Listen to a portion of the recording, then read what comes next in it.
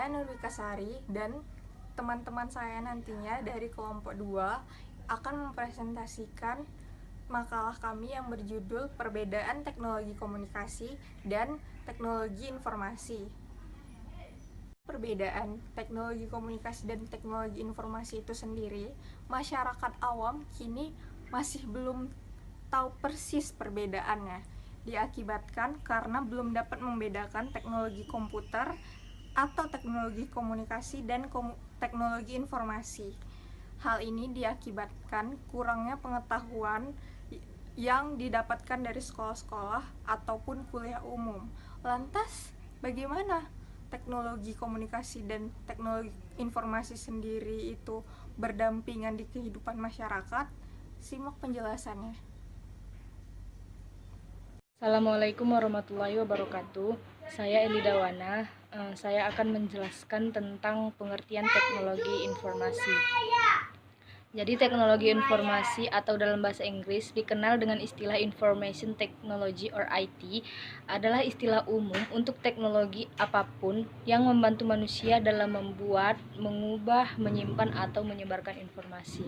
Di teknologi informasi itu juga bisa dikatakan seperangkat alat yang fungsinya membantu kegiatan yang bersangkutan dengan informasi serta tugas-tugas yang bersangkutan langsung dengan proses informasi. Jadi segala aspek teknologi itu diaplikasikan supaya dapat memproses serta mengirimkan sekian banyak informasi yang sifatnya elektronik. Teknologi informasi sendiri ada komunikasi suara, komunikasi tulisan dan gambar, lalu komunikasi data. Apa itu komunikasi suara? Komunikasi suara adalah komunikasi yang disampaikan melalui indera suara atau indera pendengar dari tempat yang telah ditentukan atau berjarak tertentu. Kemudian komunikasi tulisan dan gambar. Komunikasi ini berbentuk gambar atau video yang memungkinkan kita untuk bertukar informasi secara lebih real.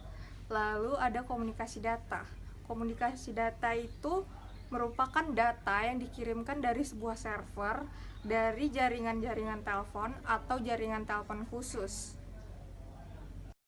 Oke, di sini saya akan menjelaskan pengertian teknologi komunikasi dan proses penerapan teknologi komunikasi. Teknologi komunikasi merupakan perangkat keras yang ada dalam struktur organisasi yang mengandung nilai-nilai sosial yang memungkinkan setiap individu mengumpulkan, memproses, dan saling tukar informasi dengan individu-individu yang lainnya.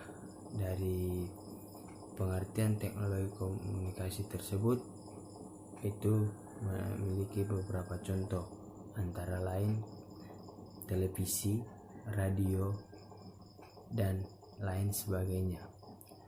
Kemudian proses penerapan teknologi komunikasi. Pada penerapan teknologi komunikasi ini terdapat dua tahapan. Yang pertama tahapan inisiasi dan yang kedua tahapan implementasi atau tahapan pelaksanaannya. Pada tahapan pelaksanaan ini dapat 3 tingkatan. Yang pertama mengartikan ulang informasi yang didapat, kemudian yang kedua menjelaskan informasi yang sudah didapat, dan kemudian kebiasaan untuk menyampaikan informasi tersebut. Oke, di sini saya akan menjelaskan perspektif tentang penerapan teknologi komunikasi. Suatu organisasi atau lembaga pengguna teknologi komunikasi memandang penerapan teknologi komunikasi tersebut. Yang pertama, sebagai manajemen sistem. Yang kedua, proses birokrasi. Yang ketiga, pengembangan organisasi. Dan yang keempat, proses tawar-menawar. Perspektif tentang penerapan teknologi komunikasi adalah teknosentrik, yang kedua sosiosentrik, yang ketiga konflik, dan yang keempat desain sistem. Di sini saya akan juga menjelaskan menjelaskan tentang pelaku teknologi komunikasi. Dalam rangkaian sumber, penyampaian dan penerimaan informasi, ada beberapa pihak yang tersangkut dan saling tergantung satu dengan yang lainnya, yaitu yang pertama, pemakai, yang kedua, perusahaan penyedia jasa telekomunikasi, yang ketiga, produsen peralatan komunikasi, dan yang keempat, badan yang mengatur atau mengkoordinir seluruh kegiatan komunikasi dari segi ekonomis dan teknis dalam mengadakan peraturan, standar, harga, patokan, dan lainnya. Itulah sedikit isi dari makalah kelompok kami.